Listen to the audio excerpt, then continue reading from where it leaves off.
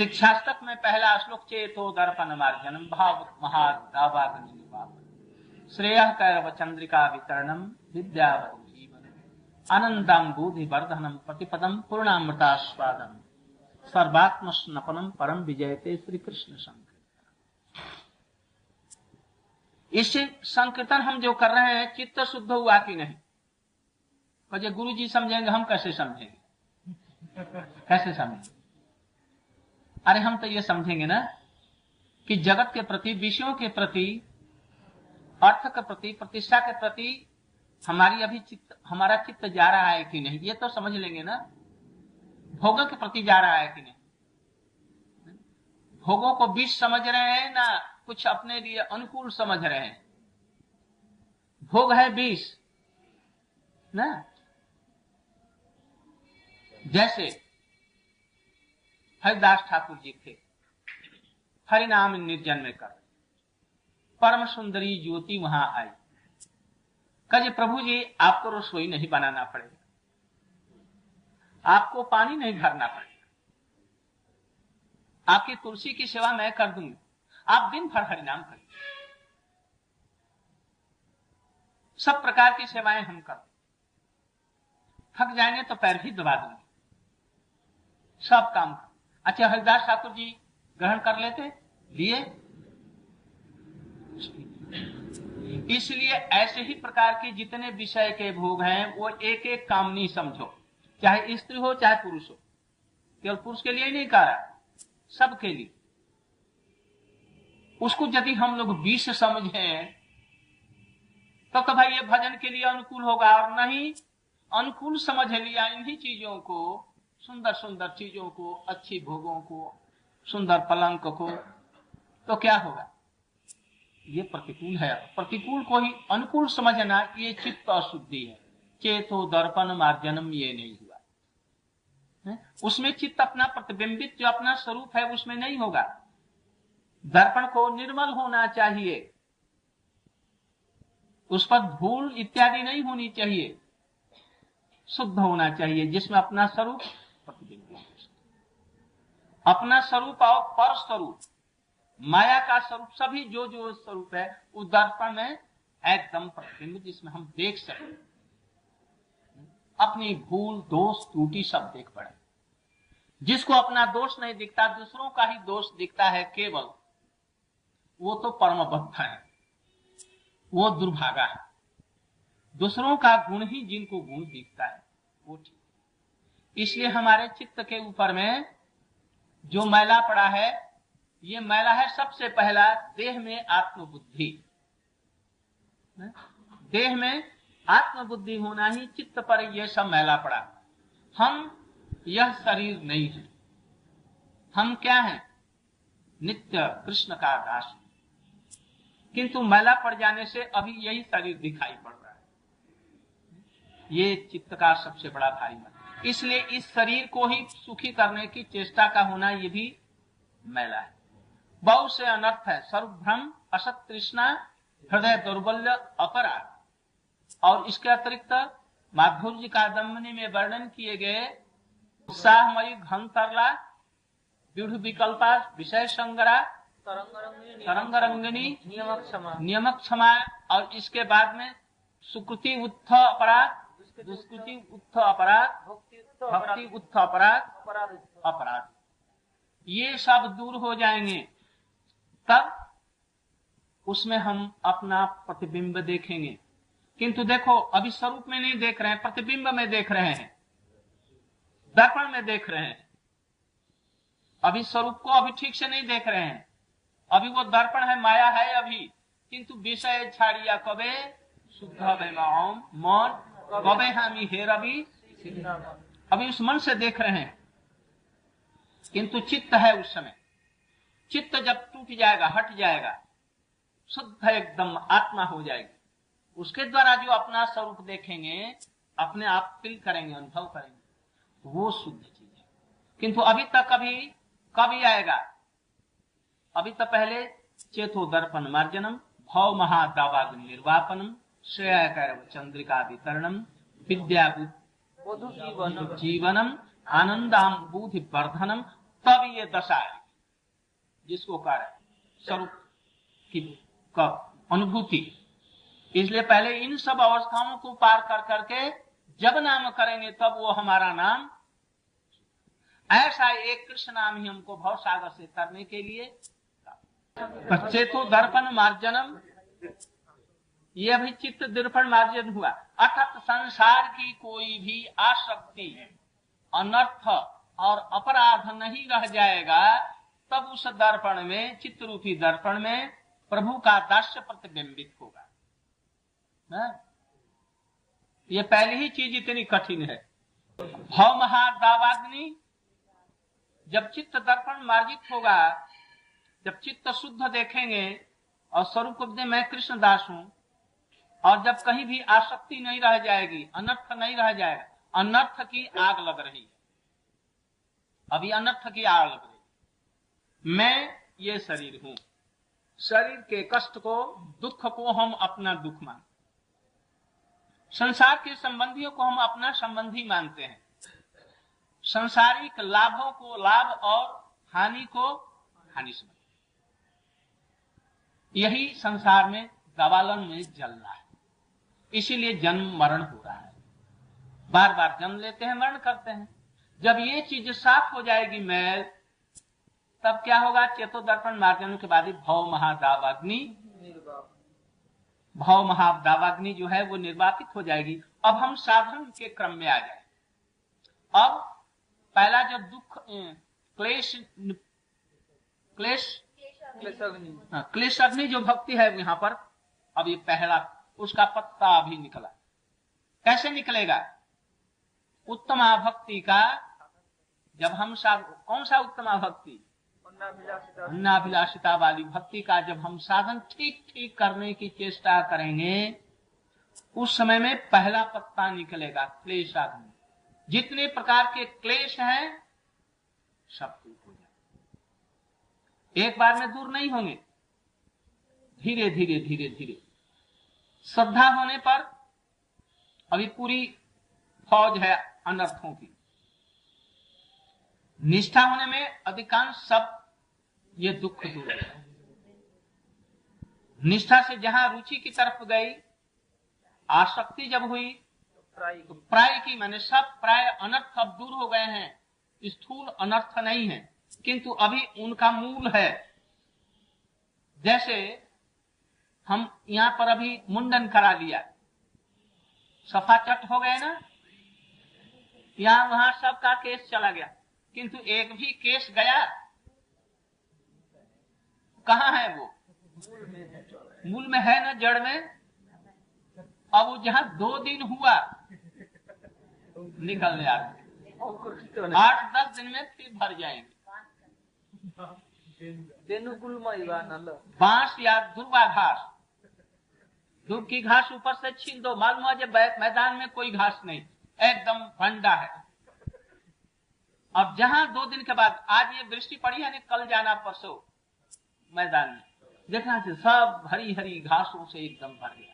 कहां से घास आई? उसका मूल उसमें है। उसी तरह से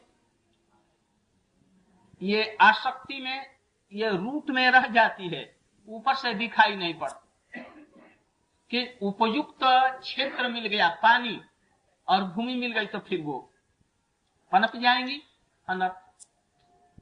यदि वहां से भाव हो जाता है तब तो सदा के लिए वो मिट गई, और नहीं यदि कुसंग हुआ, विषय लोगों का संग, तब फिर वो पनप करके चारों तरफ में बढ़ करके छा जाएंगी और भक्ति को ही लोप कर देंगे। इसलिए भावावस्था तक भी लोग जाकर के यदि कुसंग में आए और अपराध किसी प्रकार का वैष्णव अपराध हो गया, तो वहां से भी लौट आते हैं, संभावना रहती है। इसलिए अपराध से, शिवापराध से, नमापराध से, विशेष करके नमापराध से, वैष्णव अपराध से, गुरु अपराध से बच करके चलने की चेष्टा करनी चाहिए। किंतु होता नहीं है। हंसी में, दिलगी में, किसी न किसी रूप में हम लोग कुछ कर डालते हैं, किंतु धीरे धीरे इसको चलना चाहिए, हटाना चाहिए। तब भव महादावाग्नि निर्वापणम श्रेय कैरव चंद्रिका वितरणम। अब ये दूसरी पत्ती अब आरंभ हो रही, दूसरी शुभदा। जितने प्रकार के शुभ हैं, क्या शुभ है जगत में? धन का होना, अच्छे संतान का होना, कोई पद गंभीर मिल जाना, प्रतिष्ठा खूब संसार में हो जाए, समस्त विद्याएं प्राप्त कर, शरीर वज्र के समान सुदृढ़ और अत्यंत सुंदर रहे, बुढ़ापा नहीं आना, यही तो सब शुभ है। जागतिक ये सब शुभ है, किंतु ये सब शुभ नहीं है। शुभ क्या है? भगवान के नाम के प्रति रुचि होना, लीला कथाओं के प्रति रुचि होना, भगवान के भजन करने के जो अंग हैं साधन के, उनमें उत्कंठा जगना, कैसे उनको आचरण में लाएं, ये सब उत्कंठा यदि हो तो ये इससे शुभ। अब ये हुआ, ये शुभ जो है वो कुमुदनी का फूल है ना, कुमुदनी का फूल है। यदि चंद्र की किरणें उस पर पड़ेंगी तो कुमुदनी खिल जाएगी एकदम। कैसी होती है? शुभ्र, कोई दाग नहीं, कोई रंग नहीं, कोई कुछ नहीं, एकदम निर्मल होती है। ऐसे निर्मल शुद्ध भक्ति उसके हृदय में जागृत हो जाएगी। कैसे? नाम उसके लिए चंद्रिका है।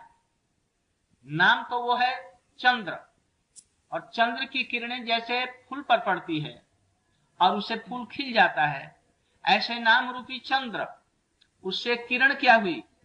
नाम की शक्ति, नाम की शक्ति। और उस शक्ति के द्वारा, अर्थात तो पहले वो शक्ति रुचि, आसक्ति, निष्ठा, रुचि, आसक्ति के रूप में ये उस पर देती जाएगी। तो पहले कुढ़ी, कुढ़ी से ईशत विकसी पुनी, उससे थोड़ा सा और बढ़ जाएगी, फिर थोड़ी सी खिल जाएगी, फिर थोड़ी सी, और पूर्ण चांदनी पाते ही पूरी तरह से खिल जाएगी। तो जितने प्रकार के शुभ हैं, शुभ माने यहाँ पर भाव, निष्ठा, रुचि, आसक्ति, और इसके भाव में भाव आता है। जिसके भाव का ही विकसित अवस्था का नाम प्रेम है, तो वो भाव अवस्था में ना समस्त शुभों का ये, तो उसको ये हो जाता है।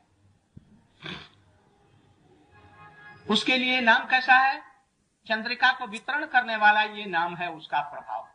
यदि हम विचार करके देखें, अच्छा हम जो नाम करते हैं, हमारी भक्ति रूपी कुमुदिनी खिल रही है, न कि संसार के भोगों में ही हमारी रुचि बनी हुई है, खाने में, पीने में, पहनने में, और अब सब चीजों में, अंगूठी में, ताबीज में, घड़ी में, और जो विषय हो सकता है, किस में हमारी रुचि है? देखो, दोनों तलवार एक म्यान में नहीं रहेगी।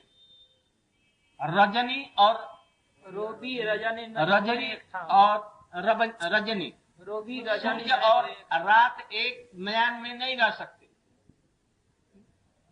उसी प्रकार से दो तलवारें एक म्यान में नहीं रहेंगी। उसी प्रकार से माया और भक्ति एक साथ में नहीं रहेगी, हटेगी ही।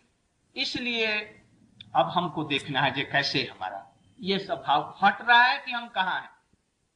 श्रेया कैरव चंद्रिका वितरणम विद्यावधु, विद्यावधु के ये नाम जीवन स्वरूप है। विद्या किसको कहते हैं? कृष्ण को जिससे जाना जाए, विद्या भागवतावधि, जिसके द्वारा कृष्ण को जाना जाए, जीव तत्व को जाना जाए, माया तत्व को जाना जाए, इसको कहते हैं विद्या। विद्या ये धन उपार्जन की विद्या को विद्या नहीं कहते, या जागतिक साइंस विज्ञान इत्यादि जो कहते हैं, ये सब अनर्थ है, अविद्या है। इसलिए विद्या वधु, ये भक्ति उनकी वधु है। विद्या ये भक्ति, पहले साधन भक्ति, भाव भक्ति, अंत में प्रेमा भक्ति। यही प्रेमा भक्ति अंत में स्नेह, मान, प्रणय, राग, अनुराग, भाव, महाभाव हो करके, महाभाव ये प्रेम बन करके राधिका का स्वरूप बनता है। यही कृष्ण की वधु है। नाम और नामी दोनों एक है ना। तो विद्या बधु, विद्या रूप बधु जो अंत तक महाभाव की अवस्था में श्रीमती राधिका के रूप में जो ये है, ह्लादिनी और संबित का भाव जब संधिनी के ऊपर में परिपूर्ण रूप से प्रकाशित होता है, पूर्ण संधिनी के ऊपर में पूर्ण संबित और ह्लादिनी का प्रकाश होना ही आराधा भाव प्रकाश। ये विद्या की बधू है। ये सब उनका एक किरण यदि हमारे हृदय में आए तो इसको कहते हैं भाव।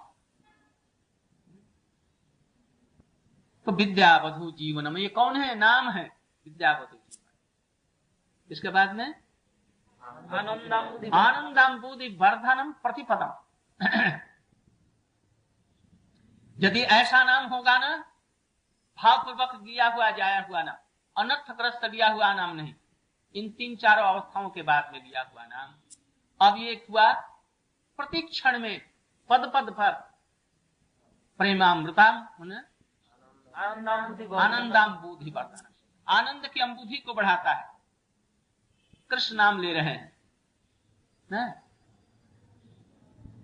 कुंजे श्रीमती राधिका करसती इति कृष्ण हरे कृष्ण किया, और कुंजे कृष्णम हरति, ये हुआ हरे, और कृष्ण का क्या हुआ? कुंजे श्रीमती राधिका हरति, ये हुआ कृष्ण आकर्षति। ऐसे ही कितने इसके भाव गंभीर हैं जिसका अंत नहीं। इसलिए चैतन्य महाप्रभु जी ने ऐसे सरस नाम को जगत में प्रकाश किया। पद पद पर इस नाम में जब कृष्ण को सब साक्षात ऐसा देखेगा और ऐसे भाव उसके आएंगे, तो उस नाम को लेकर के आनंद रूपी समुद्र में, अपराकृत आनंद रूपी समुद्र में वो गोता लगाता रहेगा।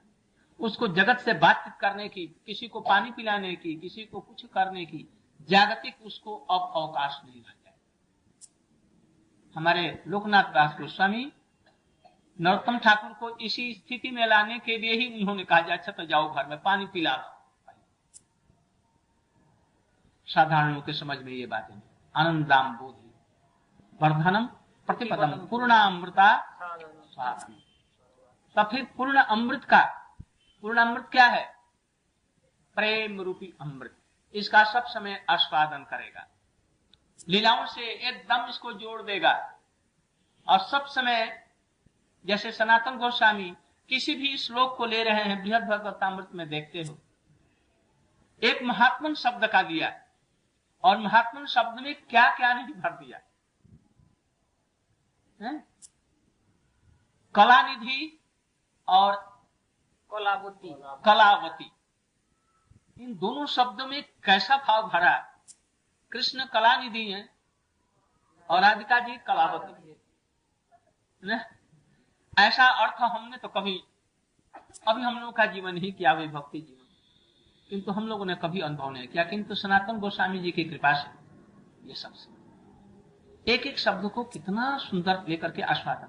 भक्ति मनोहर ठाकुर जी नाम लेते लेते ऐसे ही ये सब चीज नहीं आया, ये करके कैसे तन्मय हो जाते, कैसे सुंदर सुंदर व्याख्याएं करते हैं? और प्रतिपद में आनंदाम्बुधि वर्धनम प्रतिपदम पूर्णामृतास्वादन, स्वादन कर नाम करते करते गोपियां मान कर दिया। कृष्ण उनको कैसे ये कर रहे हैं, जयदेव जी का पद पढ़ रहे हैं, स्मर गरल खंडनम मम शिरसि मंडनम धेहि पद फलम, ये सब का वो पाठ कर रहे हैं। उसी समय में वैसा ही कोई भाव आस्वादन करता हुआ नाम करे। तू कहां संसार, कहां खाना पीना, कहां कहां, इस तरह से आनंदाम्बुध प्रणामृतास्वादन सर्वात्मा स्नबरम परम, और उसको अंत में उस अमृत के सागर में ऐसे डुबो देता है जो कभी भी ऊपर में नहीं आता, उसी में ही डूबा रहता आनंद के संपन्नम। अर्थात माया का उसमें हवा नहीं कभी लग पाती, कभी भी ऐसी स्थिति नहीं आएगी कि माया की हवा कभी लग जाए, संसार की कोई हवा उसमें लग सके।